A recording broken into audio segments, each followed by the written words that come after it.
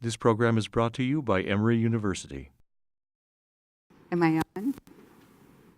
I'm on. Thank you. So I keep sending a shorter and shorter bio, but someplace, that with the internet, someplace out there must be this long bio, but thank you very much. So I would first just like to acknowledge my collaborators, students, staff, people I've had the honor of working with on some of this research over the last few years, and also, of course, to acknowledge the organizations that have funded my research, particularly the National Science Foundation and the National Institutes of Health. So, as Lisa said, today my lecture will consider the following. One, how cultural stereotypes can constrain opportunities for advancement in academic medicine and science for individuals in certain groups. Some of our research on stereotype-based bias, looking at text analysis, code, that is CPR, cardiopulmonary resuscitation leadership by medical residents, and a video game. And then I'll talk about some effective strategies to break the bias habit. So, any collection of data that looks at women in academic science or medicine shows, this is from the AAMC and NSF, but at the early pipeline stage, there's just about parity for women. Women medical students, women getting PhDs in the biological sciences, and then you see this consistent drop-off to the level of professors and chairs where there's about 20%. And you see the same kind of thing for race. So if you just look at Black African Americans, about 12% of the US population, 6% of medical students with very little change in the last decade, about 2.8% of faculty in academic medical centers, 1.4% of all full professors, and 2.8% of department chairs, where again there's an underrepresentation of women. So I guess the first question you might say is, well, do we care? Do we care if the leadership in academic science and medicine reflects the demographics of the United States? And I guess I could say at this point in time, in 2014, there's lots of evidence that we should care. So, for example, there's Scott Page's book, the best-selling book on The Difference, How the Power of Diversity Creates Better Groups, Firms, Schools, and Societies, or James Surecki's The Wisdom of Crowds. If you just look at women's health across the history of the US, there's a consistent link between women leaders and improvements in women's health. You can look back after the Civil War. There, the women academic leaders were women who had access to a college degree, and these women were convening physiologic societies to advocate for healthful practices for women, which, thank God, included giving up the corset. Many of them, I'm sure, are happy about that.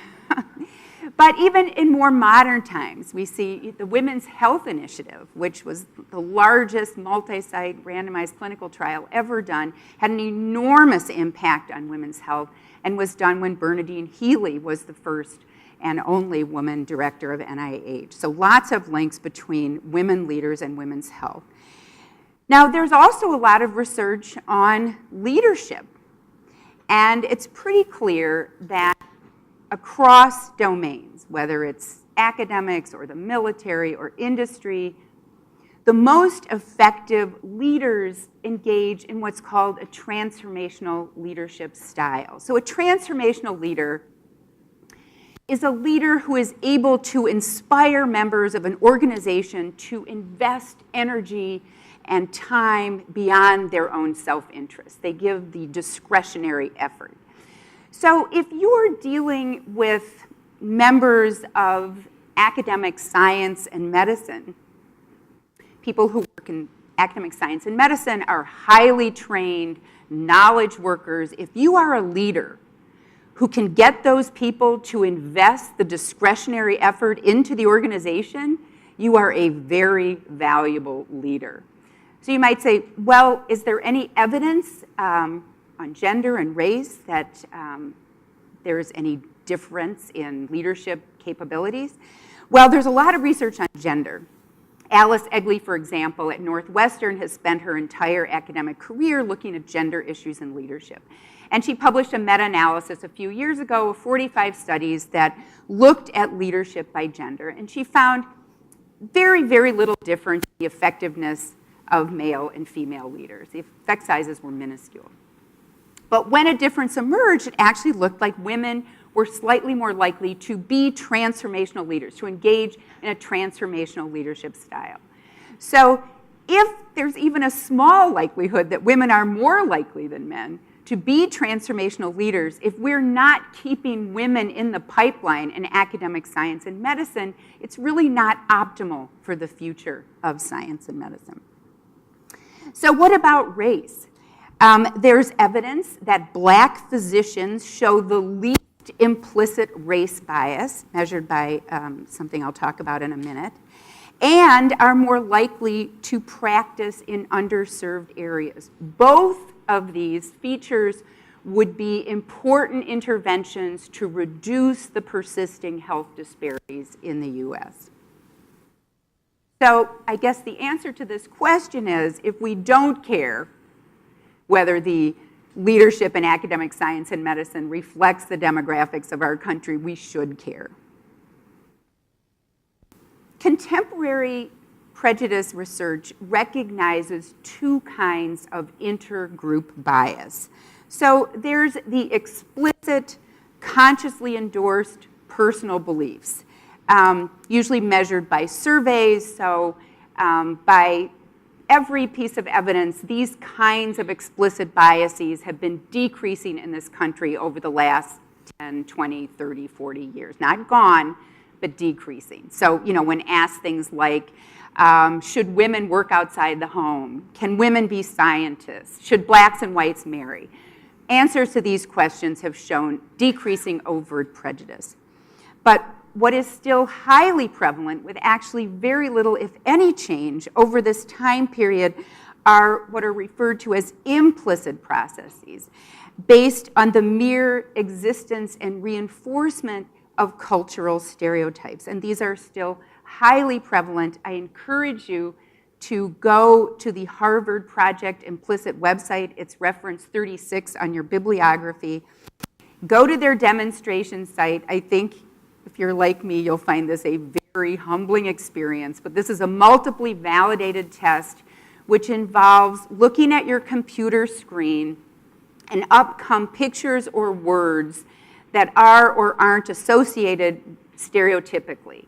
And you have to match as quickly as you can on the computer key. And generally, the matching of stereotyped words or pictures is quicker. It takes you less time than it takes you to match the stereotype incongruent images or words. And that difference is a measure of your implicit bias. And there's one for race, there's one for skin color, religion, age, gender and science, and I think I encourage you to take it. I'm a geriatrician. I went into geriatrics because I love old people, and I come out biased against old age. So it's very prevalent. In some settings, it's shown that these implicit biases actually are a stronger predictor of people's behavior than their explicit beliefs, no matter how egalitarian they are. And it also seems that these implicit biases are a major factor in both preventing diversity in academic science and medicine and in perpetuating our nation's healthcare disparities. So let's just talk about gender. If I asked you, what are some common cultural stereotypes about men? Even if you don't believe the content of those stereotypes, you could all name them. You could say, well, let's see. The stereotypic man is decisive, competitive, ambitious, independent, willing to take risks, strong, brave, courageous, aggressive, and you could name those. And generally, these traits, these behaviors are subsumed under the term agentic. They're action-oriented, they require agency. So men are stereotypically associated with agentic traits and behaviors. Now, if I said, what are cultural stereotypes about women? Again, whether you believe them or not, you know them. You would be able to say, well, you know, women in the abstract, kind of the typical stereotypic woman would be nurturing, gentle, supportive, sympathetic, dependent, whiny, nice, you know, some good, some bad, but you could name them. And these behaviors and traits are generally subsumed under the term communal. So men were stereotypically associated with agentic, women were stereotypically associated with communal. So it turns out that certain fields are more strongly associated with male or female. If we assume they require more agentic traits or more communal traits, they're more strongly associated with male or female. So just culling some data from the Harvard Project Implicit website, Nosek and colleagues published the responses of thousands of people who took the IAT, the implicit association test, that shows male and female gendered names, and you have to match them to words that are associated with science, like biochemistry, physics, or words that are associated with the liberal arts, like English and history. And 70% of men and women who take this test more strongly link the science words with the male names and the female names with the liberal arts words. And we have done a study in which we did a gender and leadership IAT, where there are male and female names and words associated with leader roles and words associated with supporter roles. And we found about 70% of male and female faculty more strongly link leadership with the male names and the supporter roles with the female names. So just to gain a little more data showing that science and leader are more strongly associated with male than female, in preparation for this talk, I just went to Google Images and put up pictures of scientists. And I was met with an array of almost all male scientists. I think one has a hood over its head so you can't tell, but otherwise mostly male scientists. So I put in pictures of leaders, and the first 9 pictures that were shown were of males. So diverse males, but nevertheless pictures of men. So how do these stereotypes, how do these assumptions influence Joan versus John? We'll assume John and Joan are white. And these gender stereotypes have different influences on Joan or John when they're applying for male-typed roles like science or leadership. So for Joan, there's what has been called by some a lack of fit, or as Alice Egley refers to it, role incongruity. So John, assume he's agentic, assuming science requires agentic traits or leadership requires agentic traits, he's afforded a role congruity that Joan is not. And this assumption, this lack of fit, also consistently, it is consistently found experimentally that evaluators, raters, will require Joan to have a higher level of performance to be deemed competent at that male-typed job. So whatever it is, if it's science, you'll have to have more papers, more grants, more degrees, more whatever to be viewed as similarly competent in a male-typed role. And we also know that if Joan is as agentic as John in this role, it actually can work against her because she's violating the assumptions of how she should behave communally. So Joan may suffer social reprisals simply for being as agentic as John. So let's just look at how this plays out in medicine. So I'm a physician, I'm very interested in academic medicine. If we look at our most agentic specialties, and I should say too, agentic, anything that is associated with agentic traits is of higher status. Communal tends to be lower status. So we see our most agentic specialties in medicine: neurosurgery, orthopedics, urology, high status, high pay, lots of men. And as women enter these specialties, it's interesting that there's sort of a psychological comfort to see them go into the more communal roles, right? So women are more likely to be in education in a research institution, or more likely to be involved in the care of women. So women went into radiology, they became the mammographers. Women went into general surgery, they became the breast surgeons.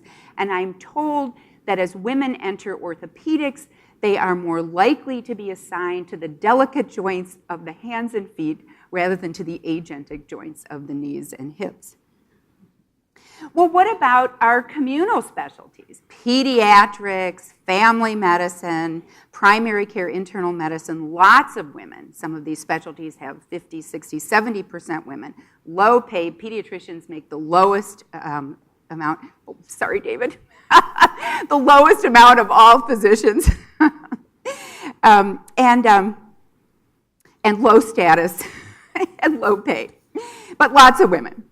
But men in these specialties actually tend to rise toward the more agentic roles. So even though 50% of pediatric residents have been women since 1980, still only about 10 to 15% of department chairs are women. So, and that would be an agentic leadership role.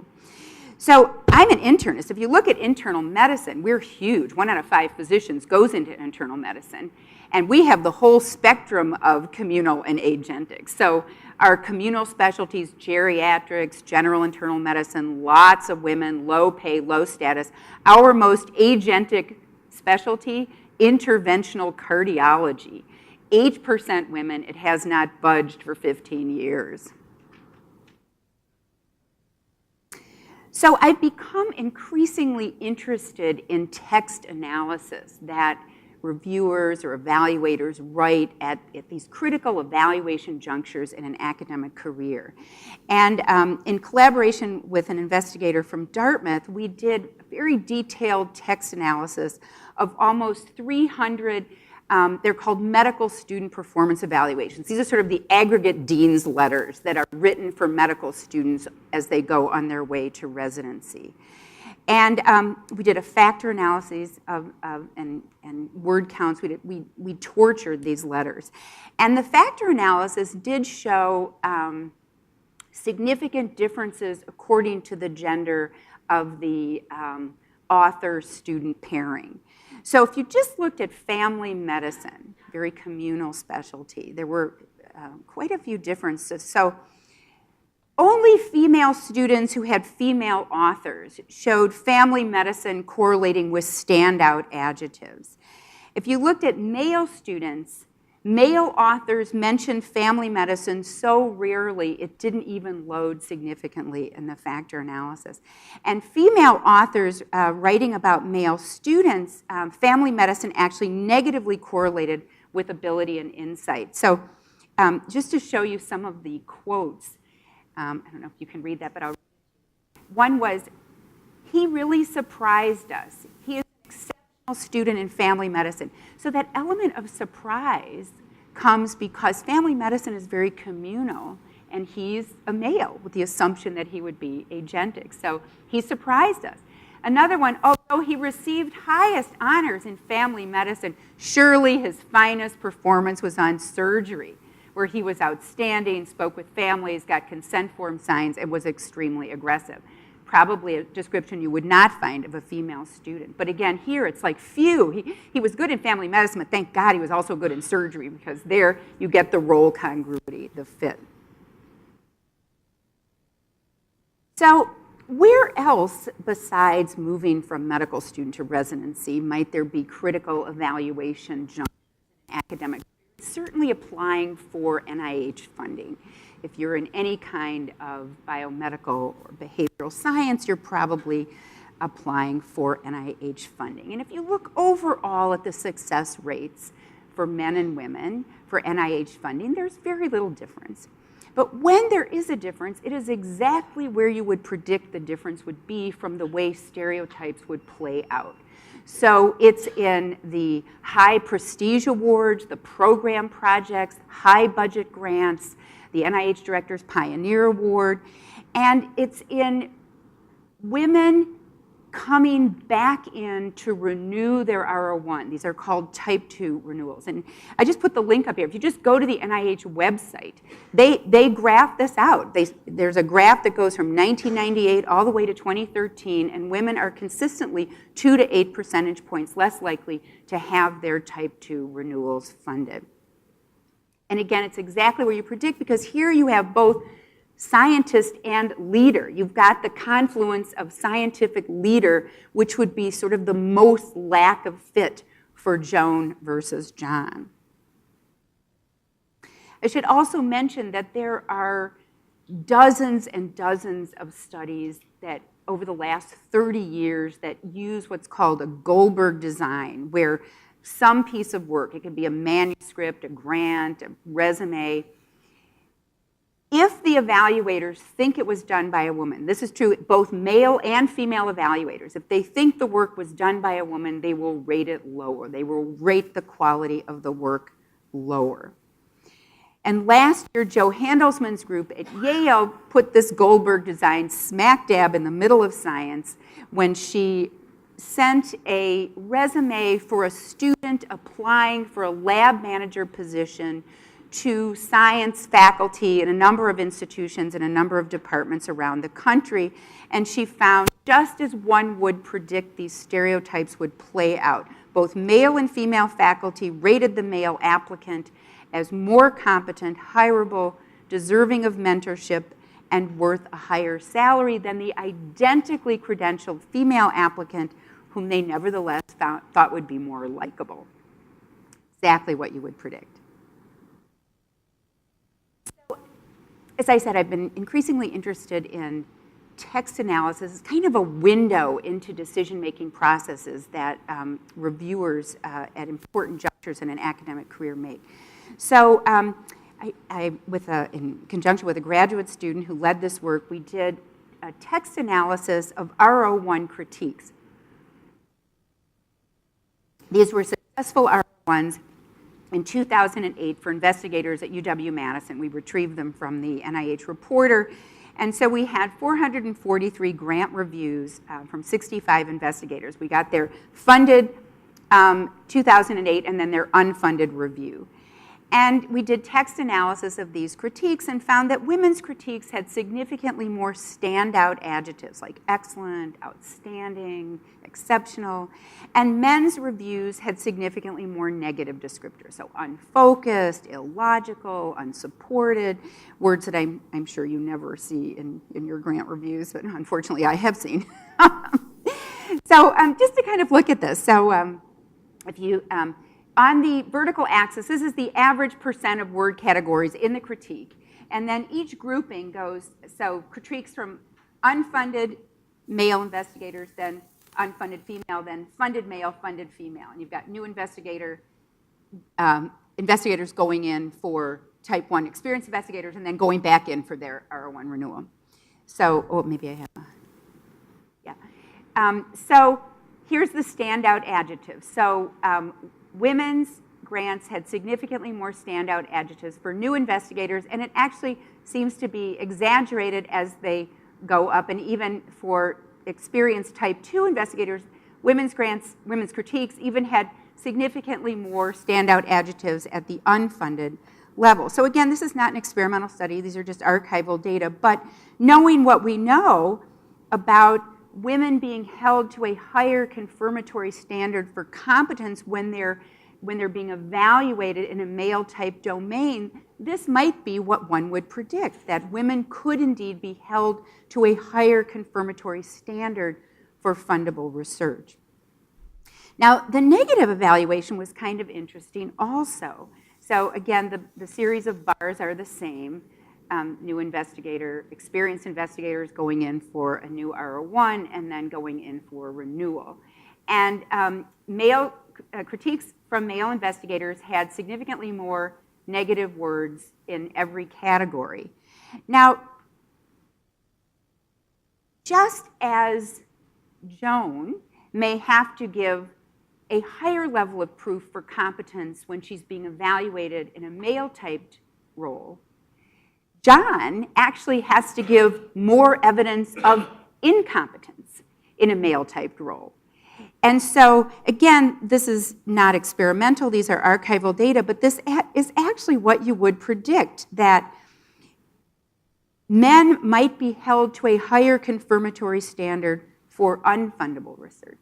So we found this very intriguing, and we have a grant now to get a whole national data set of NIH critiques and look at some of these issues and to see if maybe text analysis could be an interesting adjunct to NIH review.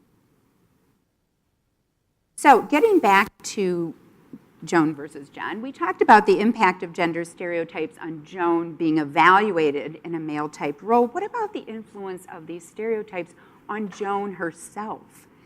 And so 2 ways Joan might be affected by these stereotypes. One is fear of backlash, as Lori Rudman and her colleagues call it. So girls and women learn very early on that if they behave too much outside these norms for the expected behavior of girls and women, they suffer social reprisals. They're told not to behave that way.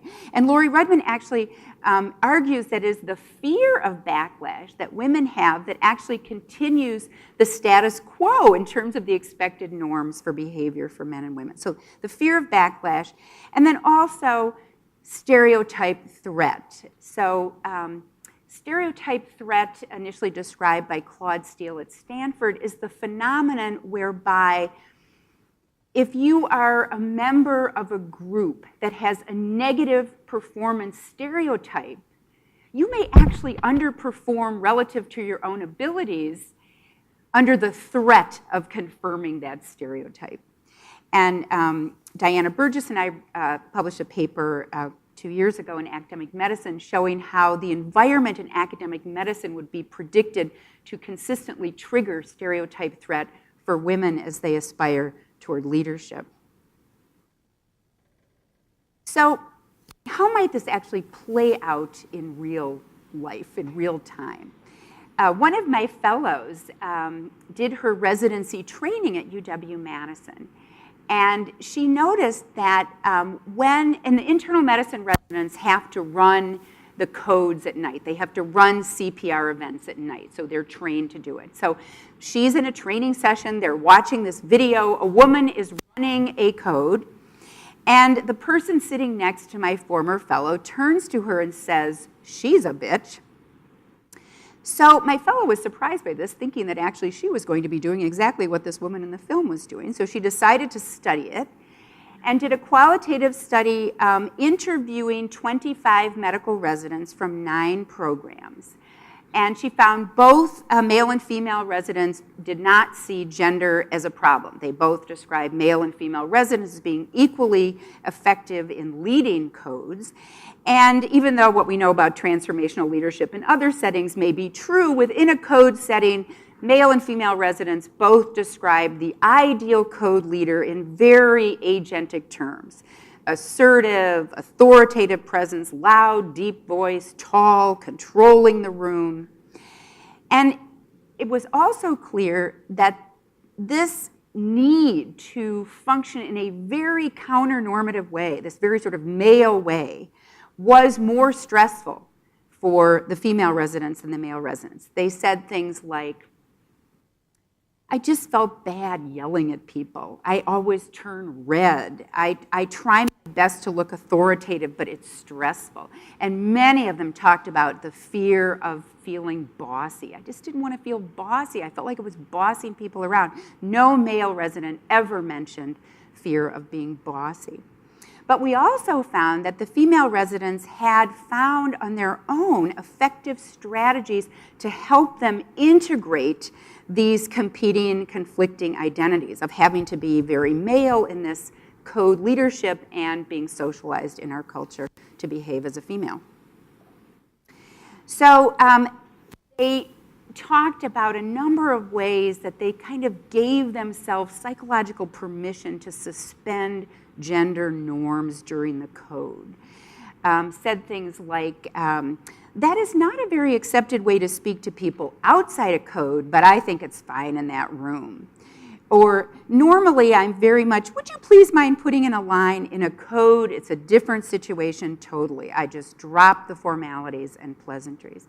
And one woman said, I order people around in the code because I know I'm going to be super apologetic afterwards.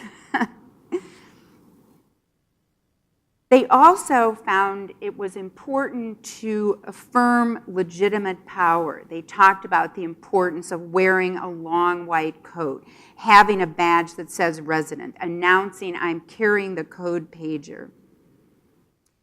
And they talked about actually physically adopting a code stance or a code persona. As one said, I tend to stand at the foot of the bed or have my hands on the foot of the bed and then just sort of lean over the patient a bit. It makes me feel like I'm more in control of the situation. So interestingly, there's a whole body of research called embodied cognition or enclosed cognition. And in one of the studies by Carnes, they studied having the participants assume a powerful posture or a submissive posture, and assuming the powerful posture actually made the participants feel and act more powerful. And is that not the code stance?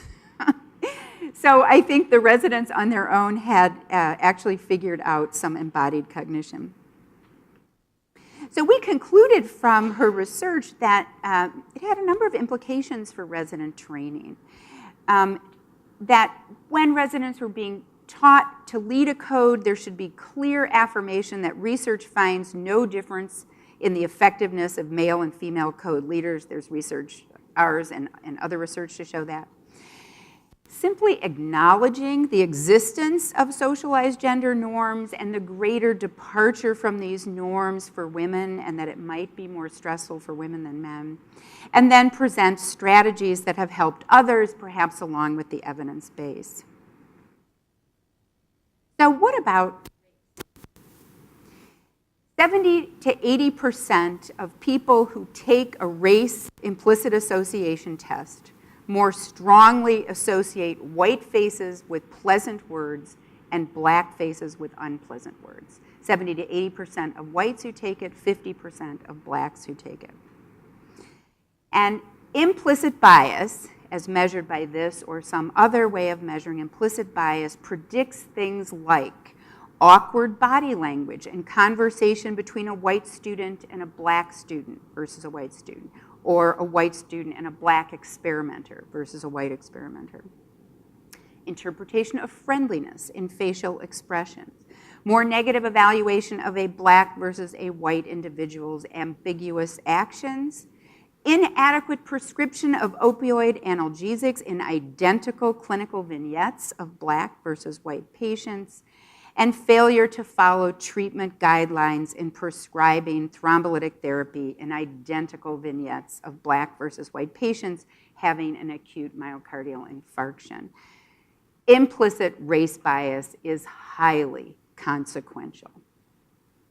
So I had an opportunity to collaborate with an NIH Pathfinder Award, to collaborate with faculty at UW-Madison who study game-based learning, to develop a video game that would harness the power of game-based learning around issues of implicit race bias. So it was inspired by point-and-click adventure games. The players take the perspective of Jamal Davis. Jamal, by birth records, is shown to be a name more commonly associated with African-American men. Jamal Davis is a graduate student. There are 5 chapters. Each has goals. So for example, in chapter 1, the goal is to write a personal statement, find out about funding, and select an advisor. And the overall goal of the game is to provide the player with an authentic experience where the player has agency to discover implicit bias and its consequences, but in the safe space of a game. And hopefully as a means to transformative learning where what the player learns in the game can be applied to the rest of their life. So there were some challenges in developing the game, ensuring that the contents were authentic, engaging, and not offensive, making sure that the game itself did not actually reinforce negative societal stereotypes, and encountering bias events without putting all the responsibility for action on Jamal. I mean, how often do we have the diversity committee with the diverse faculty on it? No, the white faculty need to be on the diversity committee. So these were some of our challenges. Some examples of biases in fair play, the name of the game, that could negatively impact an academic career include the following. Colorblind racial attitudes. So this is saying, you know, I'm race blind, I'm colorblind. An example in the game, Dr. McNamara, a faculty member, tells Jamal that he treats all students the same, whether they are white, black, or polka dot. And while it might seem like it's a good idea to treat all students the same, it has been shown repeatedly experimentally that this approach actually enhances the infiltration of stereotype into decision making. It's actually much better to take a multicultural approach and say diversity exists and we value it. Tokenism. Jamal was asked to speak on behalf of all black people. Status leveling. Lucas, a graduate student, assumes Jamal is a caterer rather than an incoming graduate student. And racial microaggression. So one example of an environmental microaggression or microinvalidation, wall portraits of past department faculty members are all white men. The game also has an almanac. If any of you play video games, your kids play them, you'll know this is a common tool used in games. It provides just-in-time or on-demand learning. It allows the player to track examples of implicit bias in our game, provides the definition of terms and citations to relevant literature. So I'll just show you, this is just orientation, first day of graduate school. Hey, do you know if there's any soda in the back? Oh, you're not a caterer? Sorry, I thought you were part of the catering crew. So you must be a new grad student then. I'm Lucas. See you around. And he would have the opportunity to talk about funding decisions there. All right. There's stars over the non-playing characters that Jamal needs to interact with, and every time there's an episode of implicit bias, there is a red exclamation point with a sound. So here is Jamal.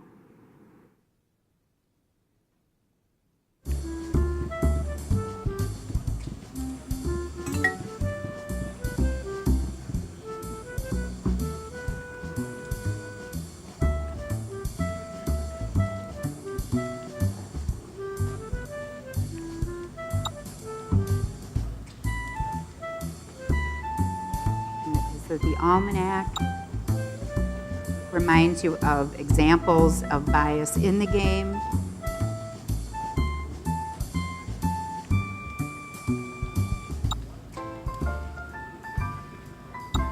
Or you can go to references. So possible uses of fair play, which is now completed. Initiating discussion of sensitive topics on bias. Professional development, and a graduate student is examining whether implicit bias promotes perspective taking, which has been shown to be an effective way to reduce implicit bias. So I promised I would end with talking about breaking the bias habit. We have been approaching implicit bias as a habit. And if you are in any of the health sciences, you know that breaking a habit requires more than simply good intentions. If it only required good intentions, nobody would be smoking, we'd all be exercising 30 minutes a day, nobody would bite their fingernails. But it's a multi-step process. It requires awareness, motivation, self-efficacy, that is feeling confident that you can engage in a new behavior, positive outcome expectations, that is, you must believe that if you engage in a new behavior, there will be some benefit, and deliberate practice. People must intentionally practice the new behavior until it becomes habitual. So we developed a habit breaking workshop We mobilized all the evidence we could find that would say in a 2.5-hour workshop we can have an enduring change on behavior. We paired 92 departments or division by their discipline, school or college, and size, and randomly allocated one to an experimental group and one to a waitlist control.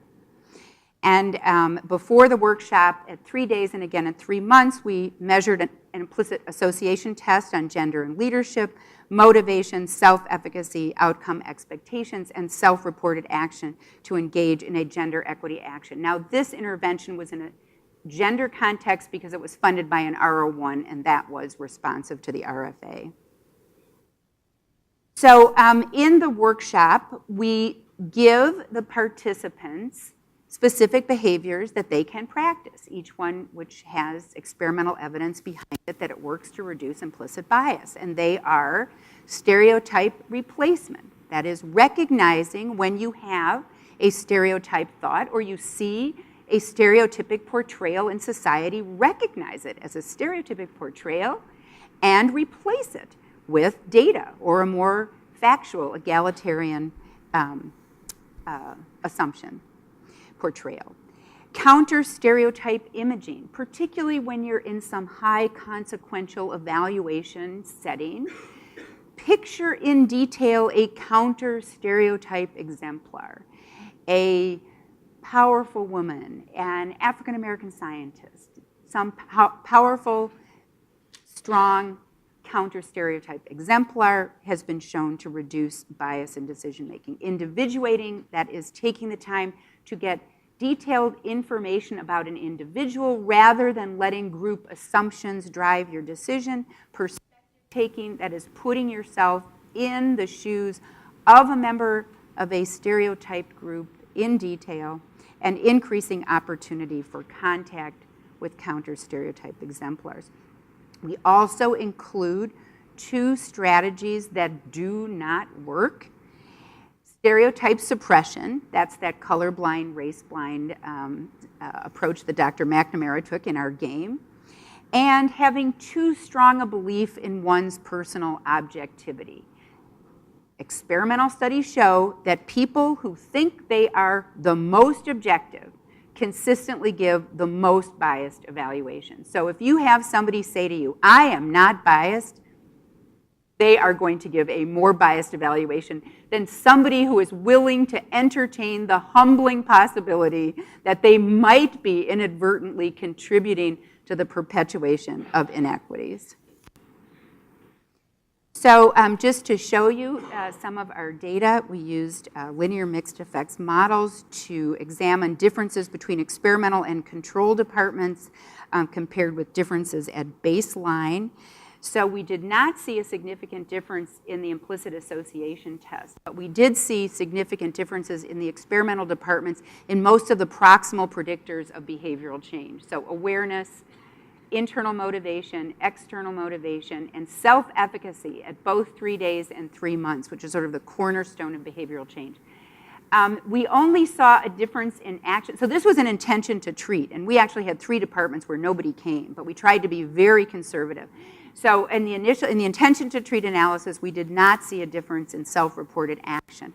But if we did a sub-analysis of departments, at least 25% of the faculty came, then we also saw a significant difference in action at 3 months. So you might say, well, you know, this is great. We can change the bias habits of our faculty, but does it really have any impact on the institution? So we have a survey that is done periodically at UW-Madison called the Study of Faculty Work Life. And we called from the Study of Faculty Work Life, which was done before we started our intervention and at the end of the intervention, before the control departments were offered the workshop. And we found that faculty in the experimental departments were significantly more likely to say they felt their research was valued, they felt they fit in their department, and they felt comfortable raising personal or family issues that conflicted with departmental activities.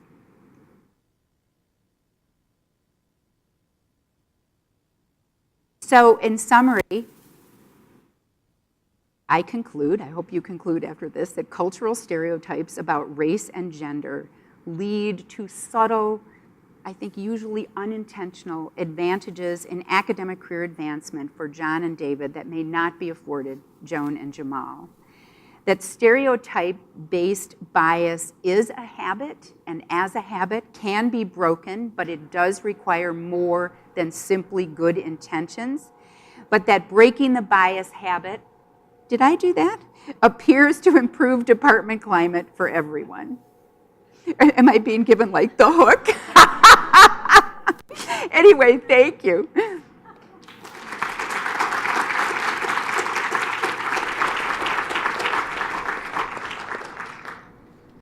The preceding program is copyrighted by Emory University.